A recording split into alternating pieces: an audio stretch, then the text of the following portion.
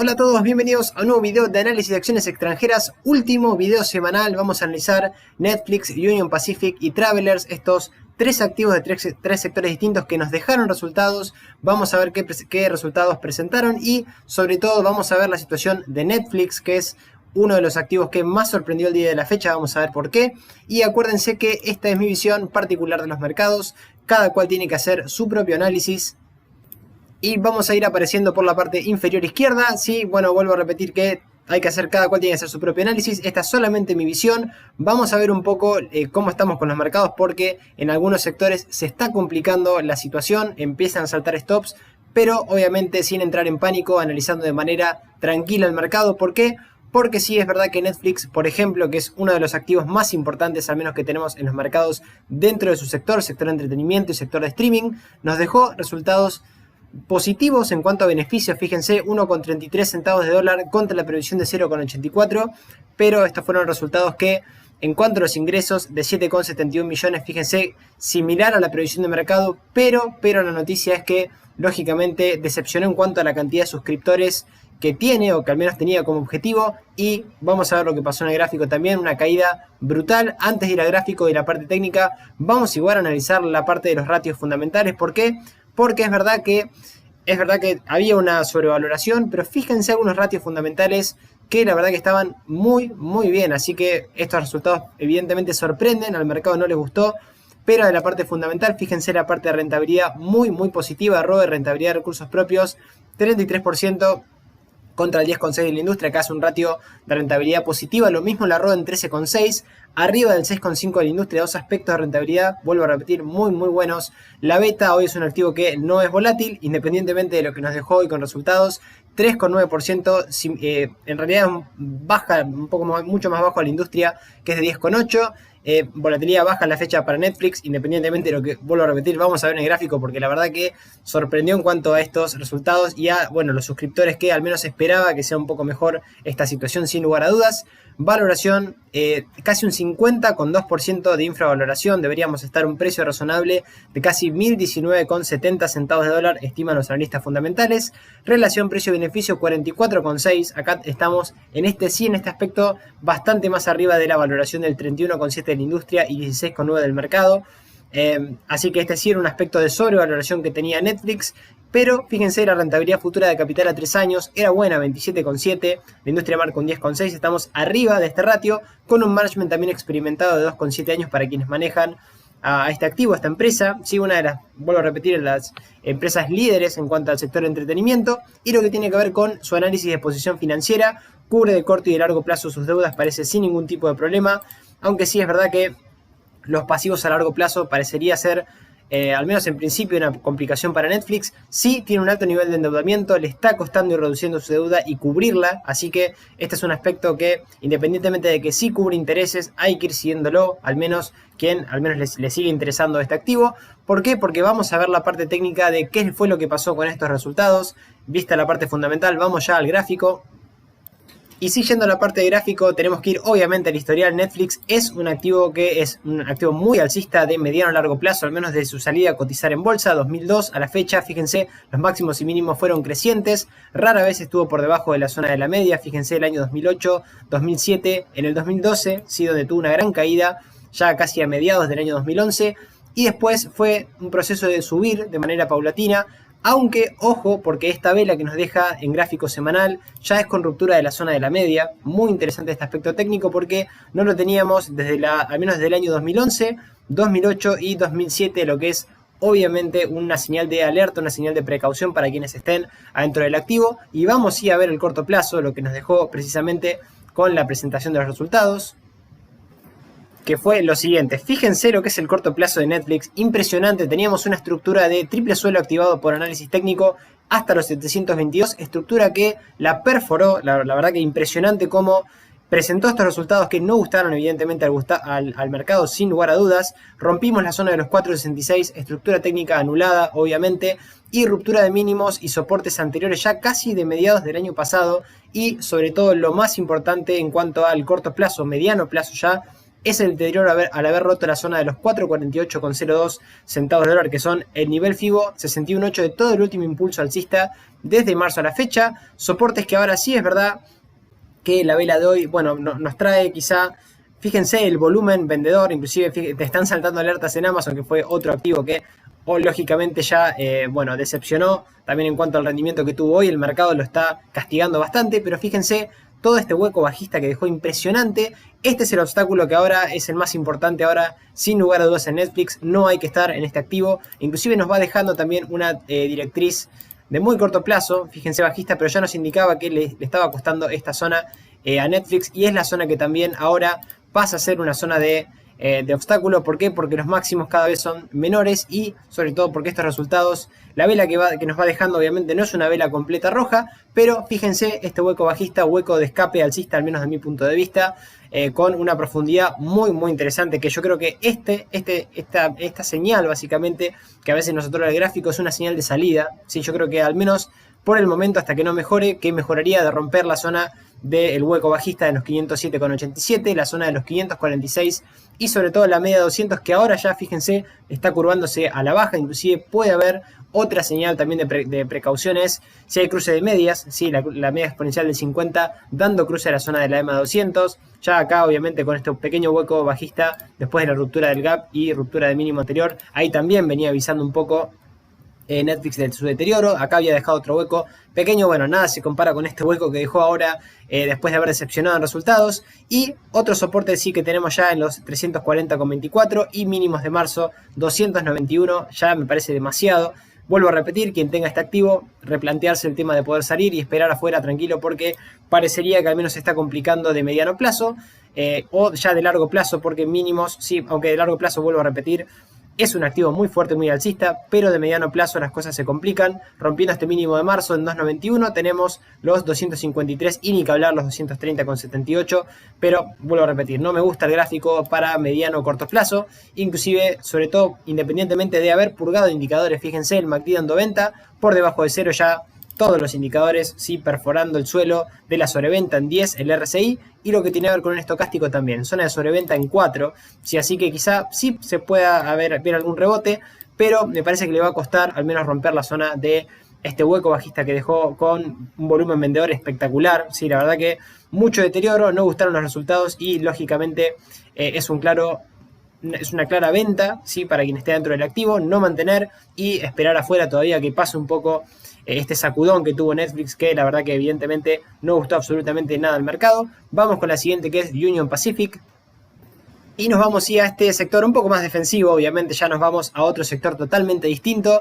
Es importante diversificar, es importante también tener no únicamente todo concentrado en sector tecnológico o en FANGs o en Netflix o en Apple, en Google, en un solo activo, sino que es importante tener activos defensivos o activos que funcionen también, o que tengan un comportamiento un poco más tranquilo ante inclusive algún hueco bajista, obviamente que no vamos a poder evitar si la empresa presenta resultados malos, porque es parte del largo plazo, pero sí es importante también la diversificación, la gestión del riesgo, la gestión monetaria, no poner más de un 5 o 10% del total de la cartera por activo para tener gestionado el riesgo en caso de que nos salga mal alguna operación.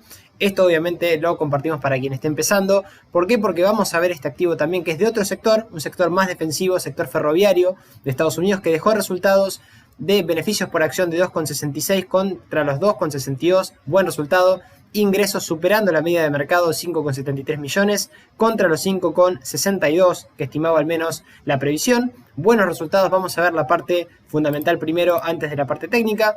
Acá sí es verdad que tenemos ratios muy buenos, fíjense, independientemente del sector, que es un sector bastante defensivo, vuelvo a repetir. Lo vamos a ver también en el gráfico, que no tiene esa volatilidad o esos sacudones que tienen algunos activos, como por ejemplo Netflix, que acabamos de ver recién. ROE, rentabilidad de recursos propios, 44,5%, estamos muy arriba del 18% de la industria. La ROA, rentabilidad de activos, es de 11,8%, acá estamos también un poquito arriba, no tampoco tan exagerado, del 7,8% que nos marca la industria. Una beta, una volatilidad a la fecha baja, 2,6%. Sí es verdad que, bueno, acá no es más alta, sino que es más baja, ¿sí? Es más baja que la industria marca un 7,1%, volatilidad baja, al menos a la fecha. Tiene una infravaloración de un 18,1%, ¿sí? Está infravalorada, ¿sí? Fundamentalmente no sobrevalorada, ¿sí? Al menos 18% no de infravaloración, de sobrevaloración. Deberíamos estar un precio razonable de 205,03 centavos de dólar. Acá sí, este es un aspecto un poco más negativo, neutro, ¿sí? No, tampoco tenemos un exceso en la sobrevaloración. Vamos a ver que esto condice un poco con el gráfico porque estamos un poco más cerca de máximos que otra cosa en Union Pacific. Y relación precio-beneficio, 25 veces su valoración 25.1. Arriba sigue el 18.2 de la industria y el 16.9 del mercado. Sí, acá también un aspecto un poco más de sobrevaloración fundamental desde el punto de vista de la industria y del mercado. Tampoco algo muy excesivo. Pero fíjense la rentabilidad futura de capital a 3 años, 62,8%. La industria marca un 18%. Buen ratio en cuanto a al menos la perspectiva que tiene a futuro Union Pacific. Management experimentado de 3,4 años. También es pagadora de dividendos. Y si nos vamos a la parte de la salud financiera, parecería que de corto plazo le está costando la cuestión de la deuda, pero de largo plazo lo cubriría. Sí es un aspecto a considerar. ¿Por qué? Porque tiene un alto nivel de endeudamiento. Eso es lo único que quizá también habría que evaluar. Porque también está costando al menos el aspecto de ir reduciendo de manera paulatina la deuda. Estos dos aspectos sí son aspectos a mirar en Union Pacific. Por el momento también cubre deuda, cubre intereses, así que de lo fundamental, dentro de todo, haciendo un análisis completo, me gusta la perspectiva futura que tiene. ¿Sí? Y vamos al gráfico para ver un poquito en dónde nos encontramos con Union Pacific desde la parte técnica. Y si vemos a Union Pacific desde la parte técnica, sí vamos a ver que tenemos un activo cotizando ya de los años 80, en los cuales lo hizo muy bien. Obviamente ha tenido sus periodos de caída anualizada, sí, estuvo cayendo casi de 1997 hasta el 2001, en donde sí hubo una recuperación paulatina. El 2008, la crisis del 2008 no fue excepción para este activo, ni tampoco la crisis o el 2015 que le costó, fíjense lo que le costó un montón después, sí, volver a colocarse por encima de la zona de la media, y obviamente la crisis del COVID, la cual sí lo recuperó a nivel semanal, se ve un poco más gráfico esto, pero la parte del corto plazo, interesante lo que está pasando. ¿Por qué? Porque tenemos a Union Pacific, sí, cerca al menos de máximos, sí, de verdad estamos bastante lejos de soportes claves, que pasa el primero por la zona de los 227,48 centavos de dólar, que es la media 200 ascendente que hoy está apuntando al alza. Fíjense, el mercado casi en su mayoría en algunos sectores corrigiendo mucho, rompiendo niveles claves, pero este tipo de activos lo sigue haciendo bien, lo hemos visto también. Ahora vamos a hablar un poquito del resumen de lo que nos dejó esta primera semana de resultados, pero sector salud también haciéndolo bastante bien, los sectores defensivos. De ahí también la importancia de poder diversificar y tener en cartera esos sectores. FIBO 38 en 198.30, que yo creo que esta es la zona clave que no tiene que perder el activo después de este hueco alcista que dejó casi a mediados del año pasado, y el 61.8 en 162.95 ya sería quizá la zona más relevante de mediano plazo, porque después de eso ya tenemos mínimos de marzo, al menos como soporte relevante en 105.62, pero un comportamiento muy bueno, muy alcista acá. El RSI hoy nos vuelve a dar una señal positiva. ¿Por qué? Porque se coloca por arriba de la zona de 50, fíjense, estamos arriba, ya estamos en terreno positivo en 54. Es verdad, el MACD todavía corrigiendo, dando venta, pero queriendo curvarse al alza. Veremos si vuelve a dar compra. ¿Por qué? Porque el estocástico más cerca de sobreventa vuelve a dar compra también. Esta zona es interesante porque tendría que darse vuelta el estocástico y volver a dar compra. ¿Para qué? Para ir a buscar el único máximo que tenemos en 256,04. Buena perspectiva para Union Pacific, que es otro activo defensivo, pero que obviamente el timing acá es un claro mantener, o en algún momento de corrección en la zona de la media o de niveles anteriores, bueno, se puede llegar a incorporar en cartera. Este es un activo que tiene CDR, así que interesante también para ir siguiéndolo. Y vamos al último que presentó también resultados. Vamos a Travelers, vamos al sector de seguros. Y si nos vamos a Travelers, sector de seguros del hogar, una de la segunda, creo que es la segunda, si no me equivoco, compañía más importante, al menos de seguros del hogar en Estados Unidos, ¿sí? Que presentó resultados muy buenos. Fíjense, beneficio por acción de 5,2 centavos de dólar contra la previsión de 3,86. Muy bueno este resultado. Y 8 millones contra los 7,72 que al menos estimaba el mercado en cuanto a su provisión. Buenos resultados para Travelers. Y lo que tiene que ver con la parte fundamental, ROE bastante razonable, rentabilidad de recursos propios de 12,8, por arriba del 10,6 de la industria. La rentabilidad de activos, la ROA, también de 3,3, estamos arriba del 3,1 de la industria, un aspecto que es un poco más positivo que neutro, pero también al menos estamos arriba de la industria. Una beta menor a la industria en 3,3, la industria marca un 4,2, activo con volatilidad baja, al menos en cuanto a lo que es hoy. Y una infravaloración de casi un 41,5% a la fecha, un precio razonable al menos que estiman los analistas fundamentales en 282,49 en cuanto a esta infravaloración. Y en relación precio-beneficio, 11,1 veces, ahí estamos, sí, casi lo que marca la industria, 11,1, y por debajo inclusive del mercado en 16,9. Buen aspecto este en cuanto a infravaloración de este ratio. Y ROE futuro 12,8. Estamos acá un poquito, sí es verdad, la rentabilidad de capital a 3 años, futura de capital a 3 años, acá sí creo que se queda un poco más a mitad de camino, la industria marca un 10,6, estamos por arriba de la industria, que no es una industria que, bueno, que sea fanático de esta industria, pero es una industria un poco más conservadora, más defensiva, sí que obviamente en crisis les suele afectar también bastante, pero que al menos el ROE futuro lo hace bastante bien. No exageradamente bien, pero digo, al menos estamos arriba de lo que estima su industria de crecimiento. Y management experimentado 4,4 años, es pagadora también de dividendos. Y salud financiera parece que de corto plazo tiene un nivel muy elevado de endeudamiento, pero de largo plazo al menos lo va cubriendo. ¿Y esto por qué? Porque el capital excede al menos la deuda que tiene, al menos de momento, ¿sí? Tiene un nivel de endeudamiento satisfactorio, es capaz de ir reduciendo de manera paulatina su deuda y cubre deuda y cubre también intereses, al menos de momento. Vamos a la parte técnica de Travelers. Y si vemos la parte técnica ya para ir terminando, sí, la semana movidita, semana así de mucha volatilidad en el mercado. Fíjense, Travelers 1980 también a la fecha, un activo de larga data en el mercado. Sí, lo hizo bastante flojo en el 98, en el año 2001 obviamente con la crisis, y 2008, sí, también le costó muchísimo, pero la tendencia de mediano a largo plazo es la que es muy fuerte, es muy alcista. Sí, la crisis de la pandemia obviamente hizo que rompamos sí, mínimos de niveles anteriores, y lo que tiene que ver con el corto plazo, al menos de momento, fíjense lo que tiene que ver con la estructura que tiene, una estructura técnica activada, al menos por análisis técnico. Es verdad que este es uno de los activos que no tiene CDR, ¿sí? Si no me equivoco no lo tiene, y que al menos desde el punto de vista técnico tenemos un doble suelo activado por análisis técnico por ruptura de los 162,13 hasta los 180,38 centavos de dólar, y única resistencia o cerquita del máximo que dejó en 169,23. Ya tenemos activada esta proyección, que es verdad que acá parece que estamos un poquito por debajo, no condice con los 146,07, pero se podría trazar esta estructura, y de romper o perder esta zona de aproximadamente los 145,43 tendríamos sí la estructura anulada y ya iríamos a buscar un poquito más de corrección cerca de los 134,05, que es el primer FIBO, y la zona obviamente que no debería perder ya de largo plazo, 112,50 para Travelers, activo que me gusta, muy buen activo. No me gusta tanto el sector, es una verdad, es un sector también, no digo muy volátil, es más defensivo que volátil, pero creo que hay mejores sectores al momento de crecer. Pero fíjense que defensivamente este lo hace bastante bien cuando quizá el mercado u otros sectores están cayendo. Así que inclusive tiene una estructura técnica activada por análisis técnico. Y en cuanto a lo que tiene que ver con sus principales indicadores, un RSI arriba de la zona de 50 en 53, un MACD dando venta, todavía por arriba de cero en la parte alta, y un estocástico dando venta ya casi a mitad de gráfico. Así que siguiéndolo, la primera zona de soporte, volvemos a repetir, es la media, 153,80, y niveles FIBO. Ya después de eso tendríamos mínimos en la zona de 105,89 y mínimos de marzo del COVID, ¿sí? Que pasa aproximadamente por la zona de los 77,26 centavos de dólar. Obviamente si rompe la zona de FIBO 61,8 o este mínimo, inclusive si anula esta estructura, creo que sería la primera señal de alerta en el corto plazo para ir pensando en no estar en el activo, pero es un activo que va presentando buenos resultados y que independientemente de que también es pagadora de dividendos, lo viene haciendo muy bien año tras año, y por eso también mostramos el largo plazo de Travelers, ¿sí? Gran compañía, esta si no me equivoco, vuelvo a repetir, no tiene CDR, pero muy interesante, al menos otro sector de la economía, un poco más defensivo que obviamente solo analizar tecnología.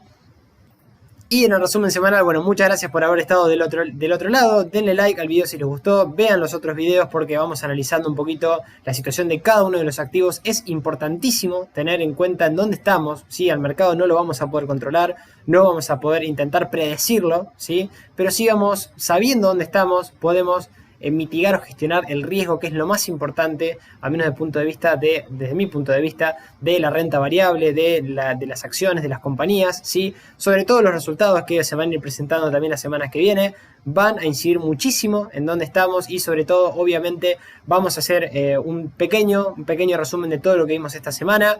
Empezando con, obviamente, flojos resultados empresariales de sector bancario y financiero, JP Morgan y Goldman Sachs a la cabeza, que decepcionaron con la presentación de sus resultados, inclusive los dos con estructuras bajistas de corto plazo, al menos de mi punto de vista. empeorando el comportamiento relativo en la parte técnica. La excepción ha sido Wells Fargo, donde presentó buenos resultados y sí, esos resultados están un poco demostrados en el gráfico, como veíamos en la semana. Y obviamente la sorpresa creo que fue estos resultados muy decepcionantes del lado de Netflix, dejando ese hueco bajista grave, deterioro en el corto plazo en el activo, una señal de alerta para quien esté en la cartera, que yo creo que ya no habría que estar más, al menos de momento. Esperar obviamente que termine esa corrección, porque es un activo sí de largo plazo muy bueno, buenos ratios fundamentales, pero si el gráfico no acompaña y no ayuda, obviamente el gráfico manda. Hay que prestar atención al precio, que es la parte objetiva, sí que tenemos al menos o que vamos a poder tener como herramienta. Y sí es verdad, resultados positivos, no todo fue negativo. Vean esto, obviamente que es importante saberlo en el sector salud y defensivos. United Health Group, Procter & Gamble, United Pacific, que lo acabamos de ver también en este video. Así que les dejo un gran abrazo, que empiecen un buen fin de semana. Sigamos el mercado juntos. El día domingo tenemos también la reunión a las 7 de la tarde aproximadamente. Lo vamos a transmitir en YouTube en directo, así que se pueden conectar directamente desde el canal. Suscríbanse quienes no están suscritos y también nos esperamos en el grupo de Telegram quien quiera sumarse. Así que un gran abrazo, que arrancan un gran fin de semana. Los leo también en los comentarios, en lo que ustedes quieran sumar o cualquier comentario que quieran hacer, bienvenido. Así que un gran abrazo a todos y vamos viéndonos y hablando en los próximos videos, en las reuniones y en el grupo de Telegram. Chau.